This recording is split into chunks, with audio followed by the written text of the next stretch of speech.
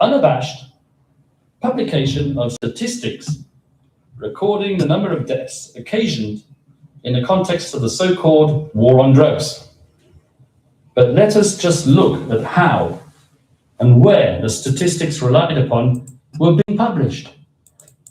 In two government reports, the first of which being the Duterte administration's year-end report for 2017, totaling 63 pages, covering every sector of government and the economy, and of which just 2 pages are devoted to policing activities.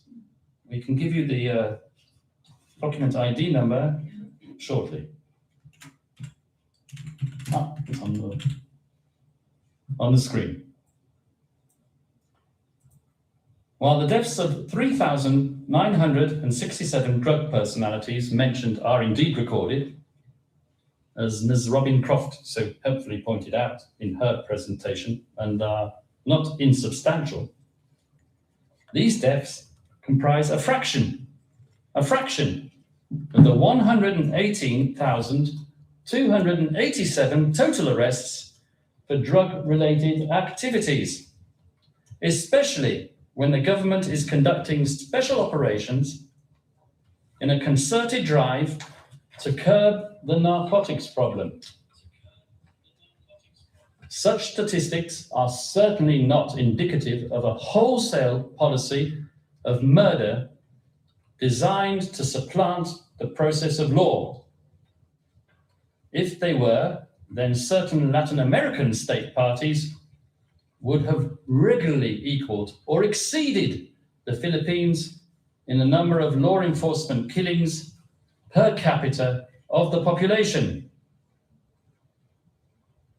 What is quite egregious, however, regarding the prosecution's reliance on the 2017 Key Achievement Report is the way in which it glotters over, or rather ignores, those pages which do not suit its case theory. Take, for example, pages 28 of the document, which highlights the fact that 1,900 drug-related investigations have been carried out against law enforcement officers in the preceding year, with 375 police officers being dismissed, including the 2 policemen involved in the murder of Carl Arnaiz, who were later convicted and sentenced to life imprisonment.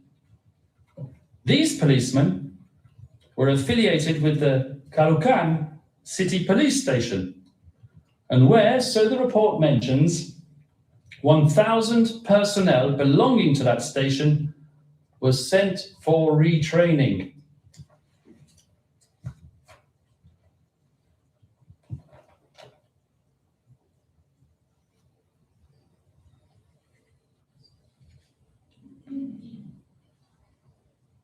To conclude,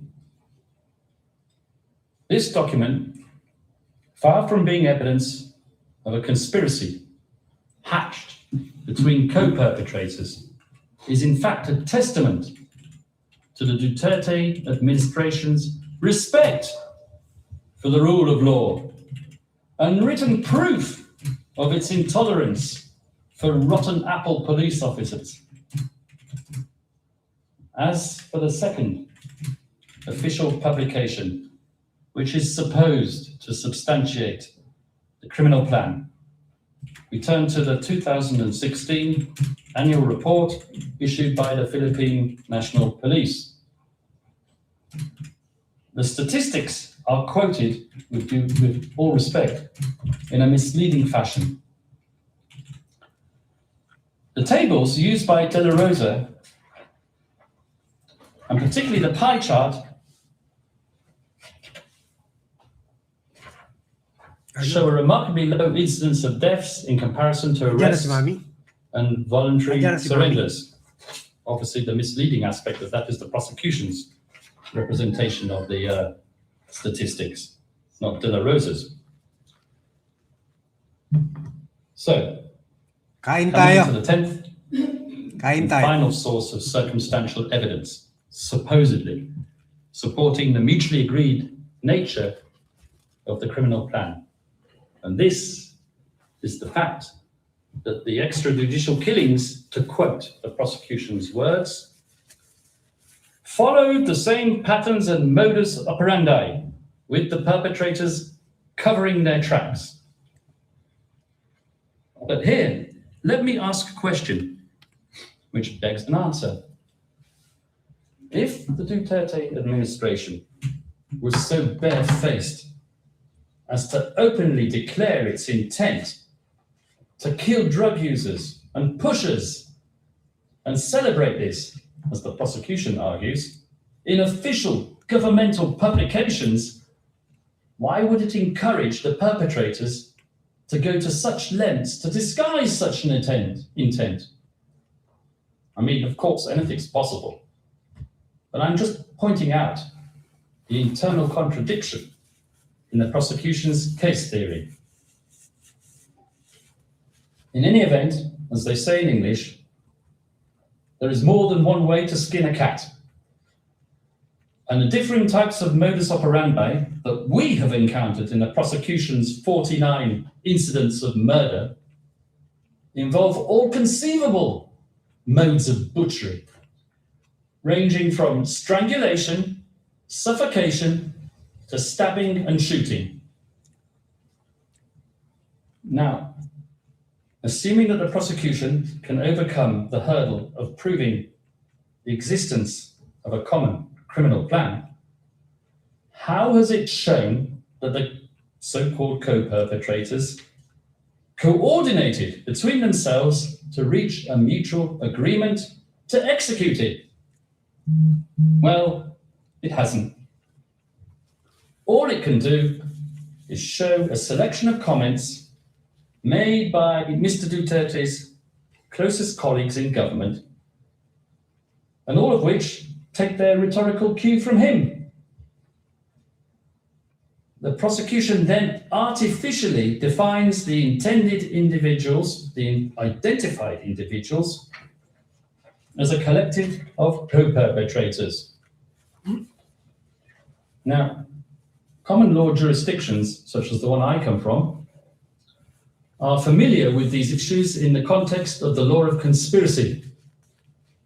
The federal rules in the United States, for example, allow the statements of co-perpetrators to be used as circumstantial evidence, one against the other, to establish the existence of a conspiracy, but require that these statements be made during and in furtherance thereof.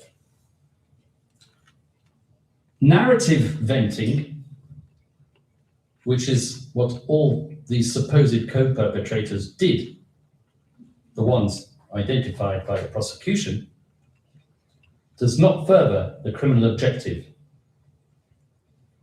In furtherance thereof means that the statement relied on must advance the objectives of the conspiracy, such as through reassurances, updates, or actions taken to avoid detection.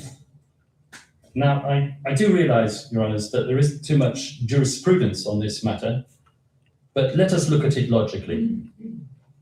Where can one really draw the line if it is sufficient to infer a mutual agreement to execute a criminal plan if we rely only on the statements of the people in the vicinity of a criminally verbose suspect because of the same quality of verbosity it alleges?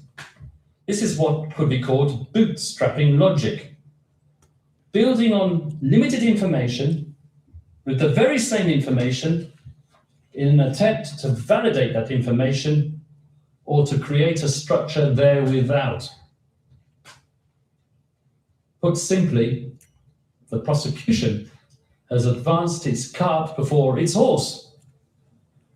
It has merely selected a number of individuals working alongside the former president who made similarly offensive comments and has then called them co-perpetrators. Instead of seeking evidence which might shed light on the interactions of these individuals between one and another, and construing a criminal conspiracy therefrom, should the evidence even support such a hypothesis, prosecution has taken its preconceived and predetermined premise of a criminal plan and forcibly superimposed it on these individuals. The artifice of the prosecution's working methodology in conjuring up this criminal collusion becomes even more apparent if we examine the evidence emanating from the crime-based perpetrators themselves on a granular level, especially from the prosecution's own star witnesses, 2 of 3 of whom supposedly formed the hardcore of a more limited organization referred to earlier in my submissions.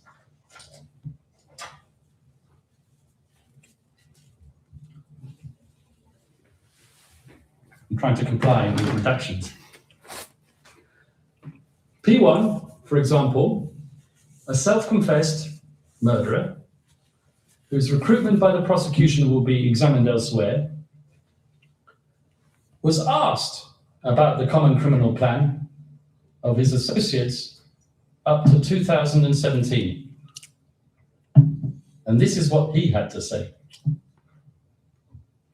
Every time somebody was at fault against the government of Rodrigo Duterte, we didn't bother to send them to prison. We would just kill them. That's PHL OTP 0001-2584 at lines 248 to 250. Parang si Arturo Las Cañas yun, ha? Witness number 1, ha? Principal witness number 1. PHL OTP 0001-2376. Si Las Cañas daw nagsabi nun. Hyphen R02, lines 248 to 250. Na imbes ikulong, patay na lang. So, having given you that quote from P1,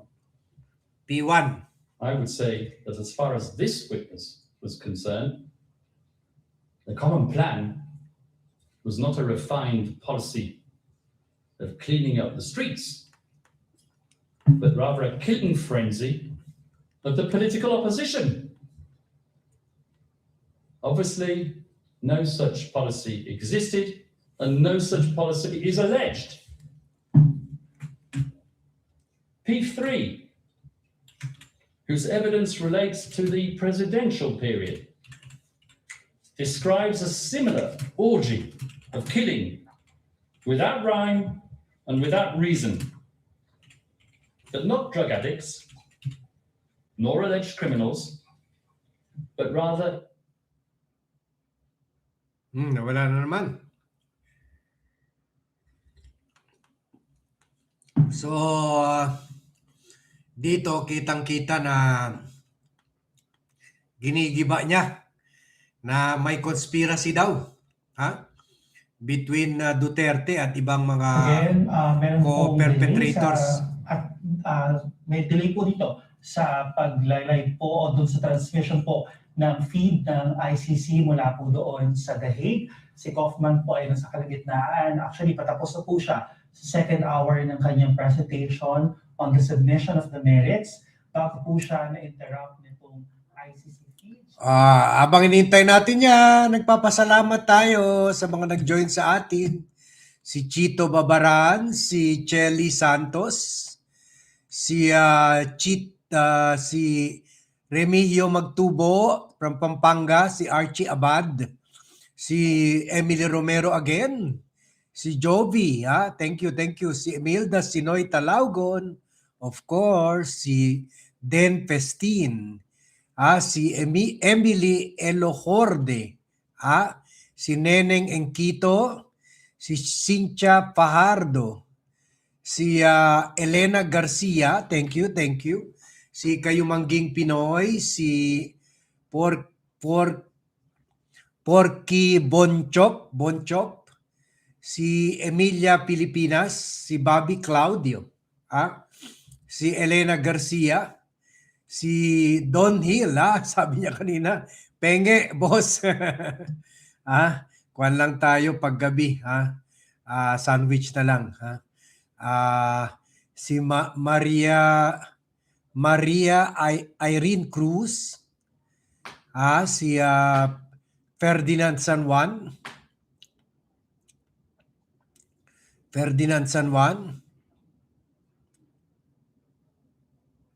si Don Hill, sabi niya, Dondi, sabi niya, oy, Kaufman, punta ka dito sa Pinas, magrenta ka sa Easy Race Business. Easy Business Events Place ni Boss Bat para maibalik sa Pilipinas yung perang ginastos sa'yo ni Digong. Sayang pera natin yan. Palpak naman. Going through the motion na lang. Mema na lang. Mema at Marites. Kaufman, also known as Marites at Mema. Si Andres Jacinto, thank you. Si John Centeño, si Eric Sempio, si Andres Jacinto, sabi niya, correct. Keep Kaufman na lang para wag makalaya si Duterte. Pwede. Milagros Lopez, watching from Jensan. Hello. Dapat by the end of the year, kalahati ng Jensan naka-tune in na sa Vlogcaster, Kaya yan, Milagros Lopez, please, pakikalat naman ang Vlogcaster channel dyan sa Jensan. Si Donna Velosilio, si AFTV, si Blooming Lovely, si Jose Somido, of course si Sakura, si Joel Jumo, si Jean Calonia, si Red Canuts, Lino Severino, yan. Thank you. Si Joey's Art, Joey's Art, si Joy Orel, si Elizabeth Eugenio, yan, okay. So pakinggan naman natin yung reaction ng mga legal minds dito sa Rappler.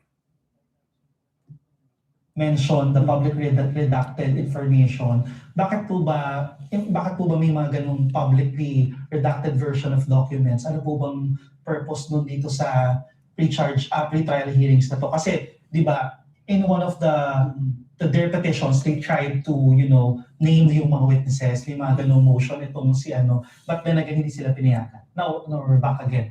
Answer later. Let's try to answer that later. Randomly grabbing and killing, just so that there will be something to report on TV for the one-time, big-time operation. Now, I ask you, how can P3 have been operating under a clear criminal direction to target drug users for murder, criminals for murder, when he states that on occasion he would perform so-called clean arrests? Prosecution's witness, P3, is not clear when he's actually following their supposed criminal theory or when he's is. What are clean arrests? These are arrests subsequent to which the apprehended criminal would be handed over for a judicial process. And so with that, I believe I have exhausted the first limb of the objective requirement for indirect co-perpetration and have shown conclusively that there was no mutually agreed common criminal plan. Madam President, there are 10 minutes to go. I will start with the concept of essential contribution, which is indeed the second limb that I want to talk about with respect to this mode of liability, which requires the prosecution to show objectively that Mr. Duterte himself made an essential contribution to the furtherance of this scheme of criminality, and what is more, that subjectively he was aware that he was making such a contribution.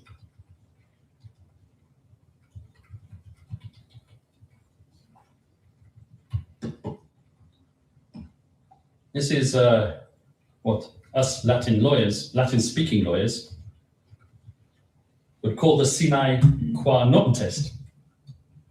Or to put it another way, did these 49 murders, which the prosecution has identified, occur specifically because of Rodrigo Duterte's involvement? Or, to make the logic a whole lot simpler, would Rodrigo Duterte's withdrawal from this criminal scheme to target suspected criminals, as alleged by the prosecution, have led to the avoidance of these 78 deaths? Let us see where this test is set out in the Ali Koshai trial judgment. Paragraph 796. And I'm going to quote the essential part for the purpose of the essential contribution. The accused must make an essential contribution without which the commission of the offence would not be possible. To hold an accused liable as a co-perpetrator under Article 25(3)(a) of the statute, it has to be established inter alia that he or she had control over the crime by virtue of his or her essential contribution to it and the resulting power to frustrate its commission. Well, here, I would like to show you the statistics pertaining to the rate of killings since the former president has left power and the responsibility for law and order has passed into the hands of President Ferdinand Marcos Jr. Yun, kasalanan na naman pala ni Marcos lahat. By academics at the Third World Study Center in the Kasalanan na University of naman ni the Bongbong. Philippines, in the context of what is called the Dahas Project. And trust me, the authors of this report, comprising weekly statistics on the first year of the Marcos administration from 2022 to 2023, are no great friends of the former president, Mr. Duterte. This report was even cited, I remember, in a Rappler article, but it's to be found on our list of evidence at PHL D36 0006 -0001, pages 006 to 0010. The report for the first year of the Marcos administration showed that out of 342 killings, 160 were at the hands of state agents.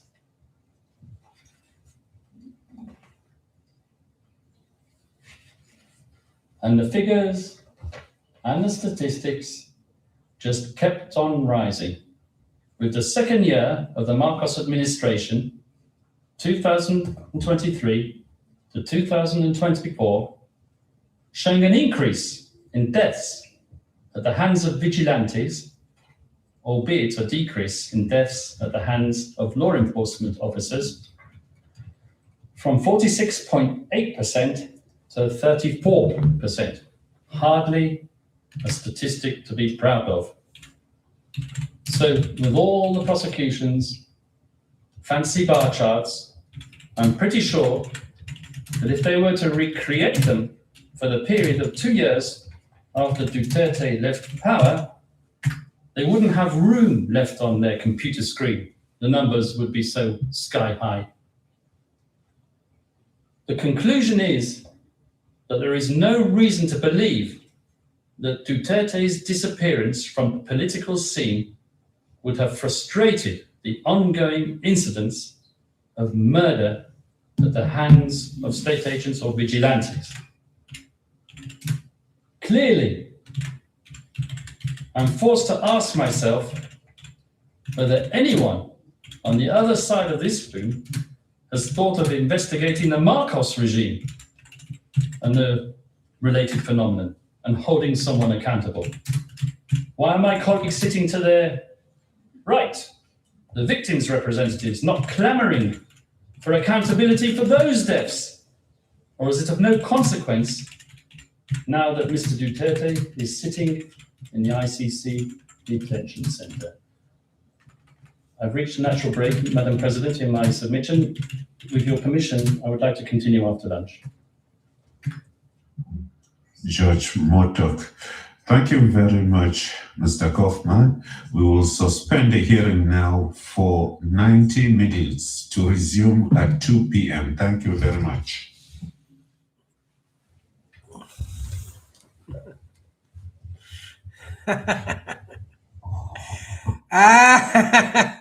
Napagod na si Kaufman. Nakakapagod naman magsabi ng katotohanan.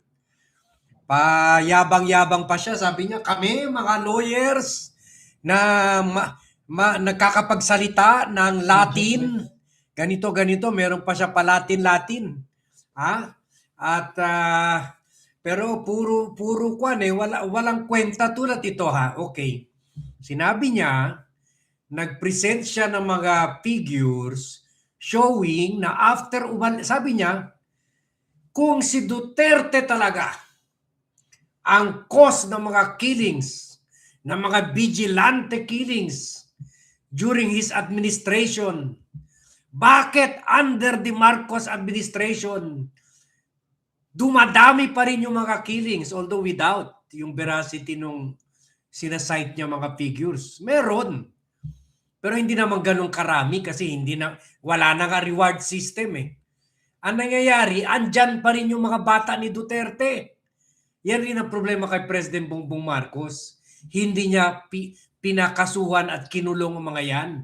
Andyan pa rin. Naalala nyo yung generals, one general, several colonels and majors and captains and technical sergeant na nahulihan ng na ginagawang ninja cup activities, yung kino-confiscate yung mga droga tapos binibenta, 6 billion ang halaga. So tayo minsan critical tayo kay President Bongbong Marcos lalo na sa issue ng flood control. Pero kung tama naman siya, tama naman siya. 6 years kinurap ni Duterte, inispoil yung mga pulis, hindi mo ma-expect in 1 to 2 years ma-neutralize or problema pa kay President Marcos. Nung pumasok sila ni Benar Abalos, pina-floating lang mga yan. Ngayon, balik sa pwesto mga yan. Tinanggal ata 40 lang sa 1,000 police generals and colonels and majors na during the time ng Duterte, naging drug pushers na or protectors ng drug pushers. So andyan pa yan. Sa pwesto, mga 40 lang ata ang tuluyan ng pinatanggal. Siguro takot rin si President Bongbong Marcos, makudeta siya. Kaya tuloy-tuloy pa rin yung mga activity niyan. Siguro yung mga tao na nakasosyo nila noon, pinapatay nila para hindi magchuchua o mag-testify laban sa kanila. Pero itong sinasabi ni Kaufman, sabi niya, kung si Duterte ang may kagagawan, kung si Duterte ang nag-order itong vigilante killings, bakit tuloy-tuloy pa rin nangyari yan? So that is a very simplistic and stupid way of looking at it. Kasi the reason na tuloy pa rin yung mga killings, yung pagbebenta ng droga ng mga ninja cops dahil Mga bata ito dati ni President Duterte. Siya ang yung iba dito siguro matino pa, pero naging killer, naging extortionist, naging kriminal, naging magnanakaw nung pumasok si Duterte sa pwesto. Ginawa pa nga niya, triple ang benefits ng mga yan, pati sweldo. Ngayon, gusto pa niya imbestigahan si President Bongbong Marcos dahil dito. Akala ko ba wala na tayo sa ICC? Wala na tayo 2019. Bakit gusto mo ngayon ang ICC, chine-challenge pa niya si grupo ng prosecution, sila niyang, bakit hindi nyo iniimbestigahan na ang mga extrajudicial killing under the Marcos administration? Dapat pati siya inimbestigahan nyo. Pwede naman kasuhan si President Marcos. Problema lang, hindi na tayo member ng ICC. Sila Kaufman mismo sinasabi, dapat i-dismiss na yung kaso. May lack of jurisdiction na ang ICC dahil hindi na tayo miyembro. Ngayon, gusto niya habulin si President Marcos kahit hindi na tayo member ng ICC. So, medyo sayang. Pera naman pera natin yan. Kaya sayang rin ang 150 million dito kay Kaufman. Nagsimula siya, inupakan yung media, nag-end siya sa second part. Sa second part, inupakan na naman si President Marcos, pagkatapos sabay hingi na, "Ma'am, may I go out? Naihi na po ako sa pantalon ko. Basa na po yung kwan ko, yung adult diaper ko. Pwede ba break muna tayo?" O sige, hayaan mo na natin. Nagpapalit pa ng adult diaper si Kaufman na ihi sa pantalon sa kasisunungaling.